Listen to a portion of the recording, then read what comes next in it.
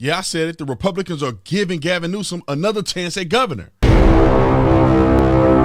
This video is brought to you by the Tatum Store. The Tatum Store. Get the merch link in the description section. Also, make sure you get my book, Beating Black and Blue, Being a Black Cop in America Under Siege. It's available for pre-order, signed, non-signed copy. The link is in the description section. We already bestseller. Let's get it. Now, without me going too much into the advertisement's perspective, let's get into this. Ladies and gentlemen and ladies, I believe that the Republicans in California, the California GOP, they're literally handing Gavin Newsom his position even after recall.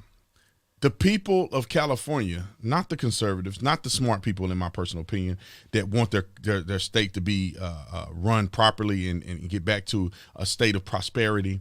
I'm talking about the leftists. They outnumber the conservatives in California. Just keep it real. You add them with the illegals, they outnumber in California. However, Gavin Newsom is a complete failure, and everybody with a connected brainstem can tell that Gavin Newsom is a failure. If you live in California and you moved out, or you just moved in and you realize you moved into a crap hole, it's because of Gavin Newsom.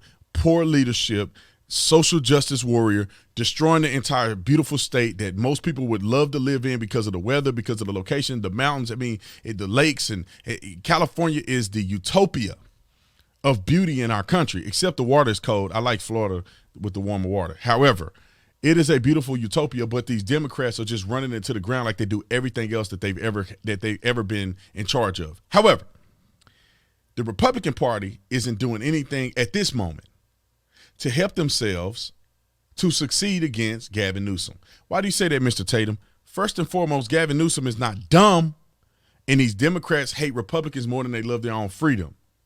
So he's going out giving people $600, opening up the state. He's doing all kind of stuff. He finna do everything he probably should have been doing for the citizens because he want to win after y'all recall him. And you know what? What are Republicans doing? Y'all not putting up a legitimate candidate. Y'all not fighting for what's right. And, maybe this is unintentional, but putting up bruised gender is not going to help you win California.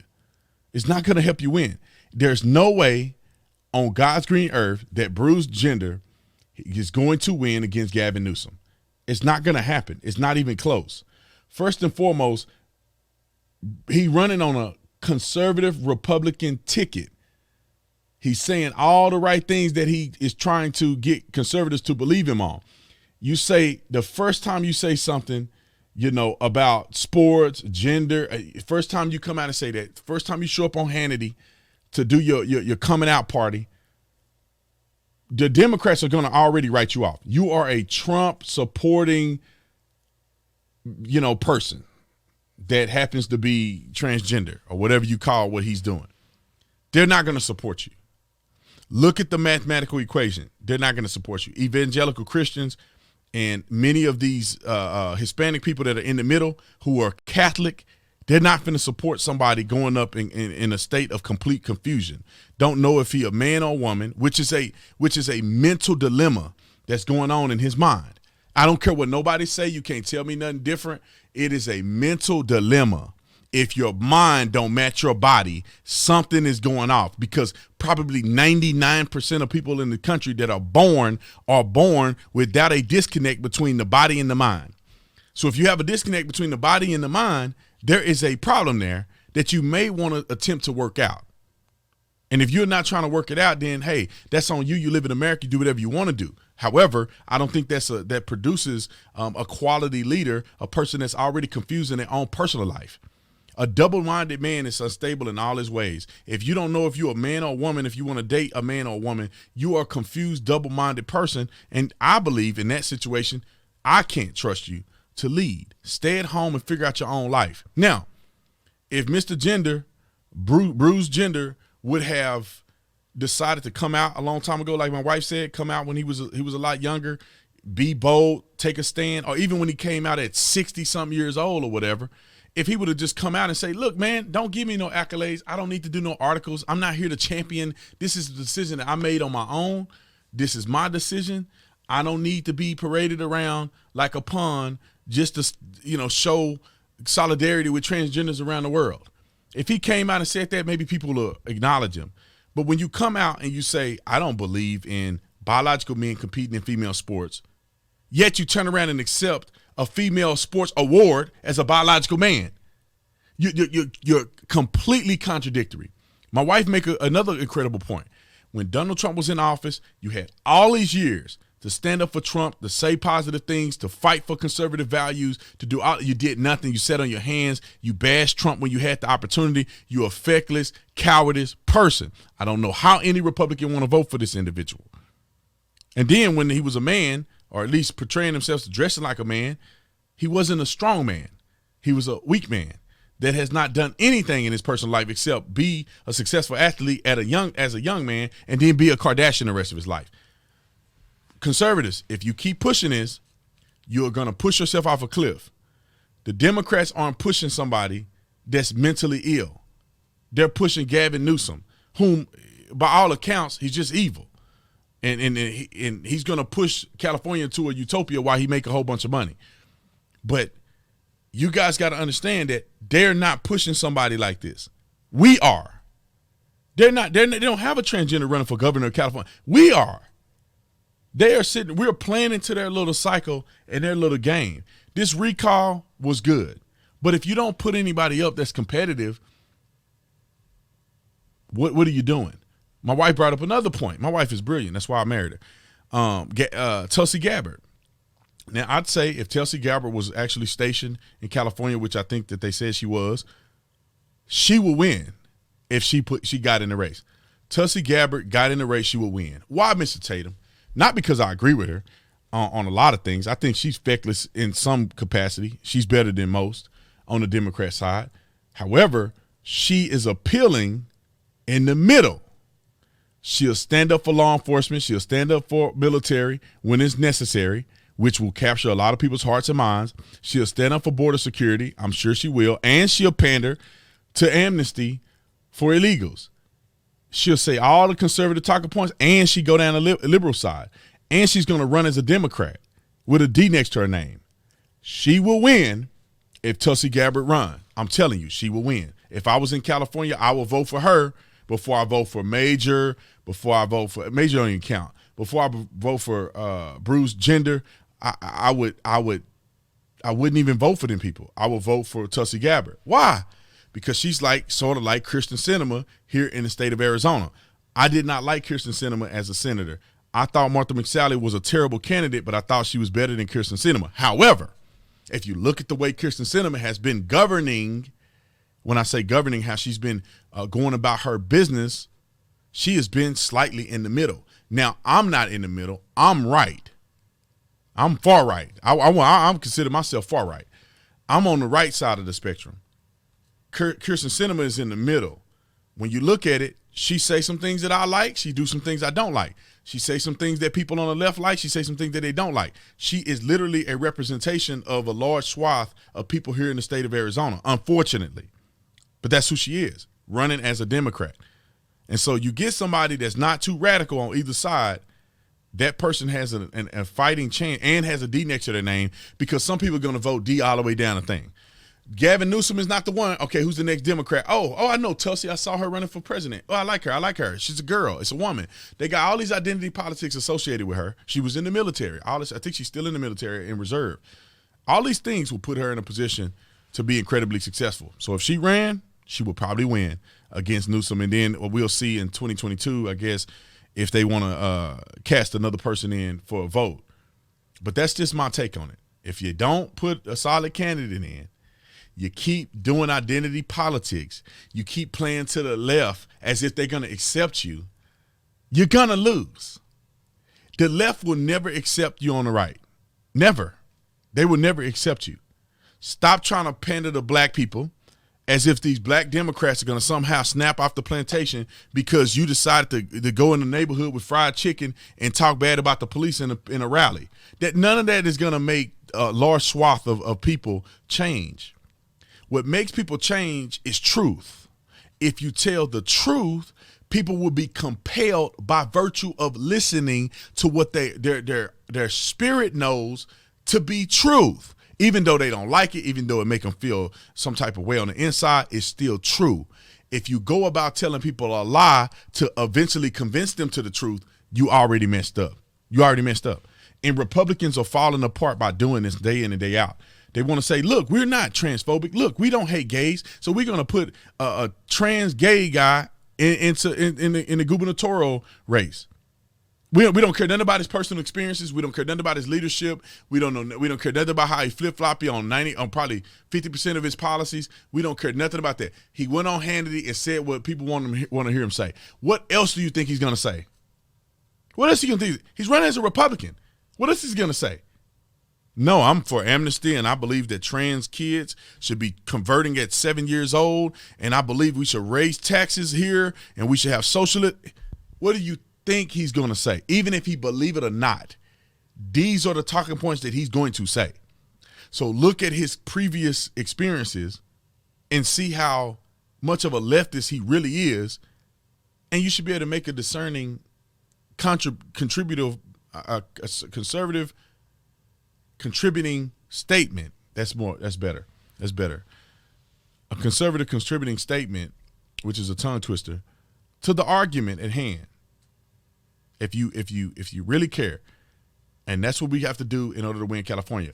If you put this dude in there that's a confused trans person, the first thing Democrats are going to do is they're going to applaud him for being a man dressing like a woman. Then they're going to use him as an example for young trans kids, and he going to fall right into the bubble. And before you know it, it's going to be trans in sports. It's going to be trans kids converting at 7. They're going to have trans time, story time at the Capitol building in California. You know, they're going to be doing all kinds of stuff. Now, let me clarify this because people get in their feelings, but you got me on record saying this. Personally, I don't care what you do with your body. It's your choice. Now, if I'm going to vote for you as a leader, I do care what you do with your body, your choice. You know what I'm saying? I do care what you do with your choices. Because I'm supposed to vote for you. You're supposed to be a representation of what I believe in. So if you're running for office, of course you're going to get, you're going to get criticized. You're going to get ridiculed for things that matter to me because I'm the one voting for you. In your personal life, I could care less. There's trans people probably walking around right now. I don't care.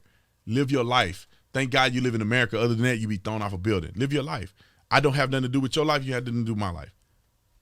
That's how easy it is. But when you run for office, I got something to say. I'm going to finish it with this. Stop saying that you're not supposed to judge people. You know, I could show you very clearly in the Bible where it tells you that you are to judge people. You shall know them by their fruit. It does tell you to take the mote out of your eye before you begin to judge somebody else. It doesn't say you can't judge anybody. It says check yourself first before you begin to project on other people.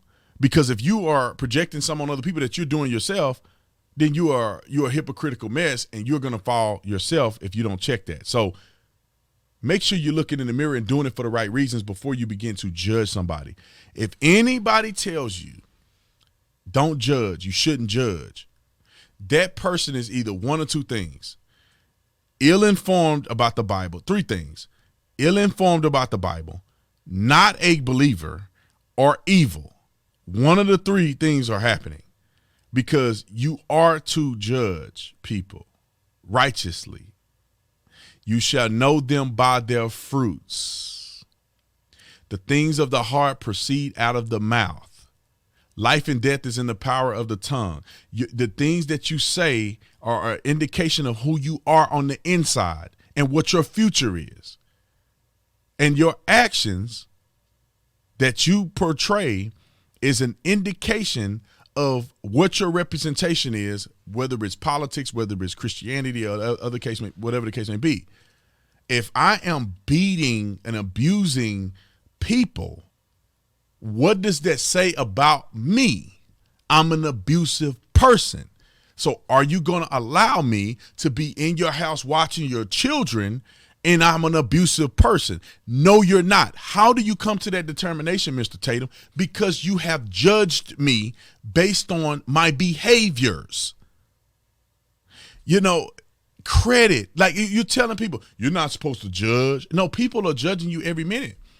First impression, that is a judgment on who you are based on your first impression. And also, the Bible says, don't let your good be evil spoken of.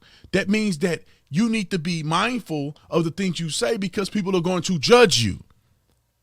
And if you are being unjustifiably judged because of something you did, that's your fault. You have to be mindful of how you represent yourself. I mean, we can go down a list of judgments that you are supposed to make. You are going, supposedly, when the Antichrist come to planet Earth, you shall know who he is by the things that he does. That means that you are going to determine and call him out. Also, in the last days, there's going to be false teachers and preachers and all these other things. You shall mark them. You should mark them and let it be known and not proceed or partake in the counsel of wicked people. How do you know if they're wicked, Brandon? You should be judging them by their fruits that they produce. If Brandon Tatum, everything Brandon Tatum did fell apart every 5 minutes and everybody's walking away from my leadership or my company, then that's a reflection of who I am. If my family is all destroyed, my wife is out here crazy, I done got 3-4 divorces, that tells you who I am and the decisions that I make. And it should give you somewhat of an indication, can you trust me?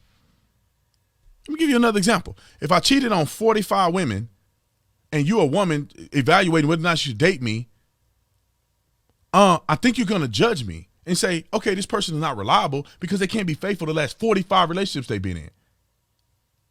But it's funny because when people don't want to offend other people, they say, don't judge. Sometimes your evaluation of another person and the truth will hurt and offend people. You can't be the type of person to say, I don't want to offend anybody. I don't want to offend anybody on that I like. I'm cool with offending other people, but people that I like, I'm not going to defend them. There's a lot of people that I know who are my friends. I consider them to be friends. I don't kick it with them often. I don't partake in their homosexual behavior, but there's people that I like and that I support that are gay. I don't support the lifestyle, but I support them as a person. And that's is what it is. And I'm not going to taper what I say on my videos because of that person, because something I say may hurt your feelings. However, at the end of the day, I'm speaking truth. And I am making an evaluation that you are homosexual. And in the Bible, that is a sin. And you are doing it openly, so it's an open sin that people can see. If you was doing it behind the closed doors, nobody would even know. And I'm not telling you you should. You do whatever you want to do. But what I'm saying is that there is a judgment there. If I'm unfaithful to my wife, you think people ain't going to talk about me? Oh, you shouldn't judge them. No, you better judge me. You better judge me because that's poor character. I done made a commitment to this woman downstairs, and I can't follow through with my commitment. That says a lot about who I am. You darn right you're going to judge me, and I expect you to. I expect you to pray for me if I end up falling into a trap like that, which I never will. And I'm going to say never, which I never will. But if somebody fell into a trap like that, you could pray for them. But you have to evaluate the fact that, hey, you cutting up.